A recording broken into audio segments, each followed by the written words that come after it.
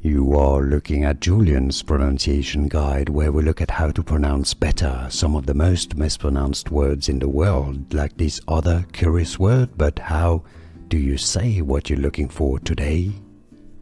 Let's learn once and for all how to pronounce this curious word. I know a lot of people get confused by it, by the way. If you want to learn more confusing vocabulary, stay tuned. I've got more videos for you, pronounced as eloquent. Eloquent. Stress on the first syllable, so it's an e syllable, just like elephant. This is normally pronounced like a schwa, an sound. Some may say o, alright, eloquent, that'd be kind of fine too. It's usually an eloquent. Eloquent. Stress on the first syllable again, as I said. British English and American English pronunciations are similar. Eloquent. And now you know.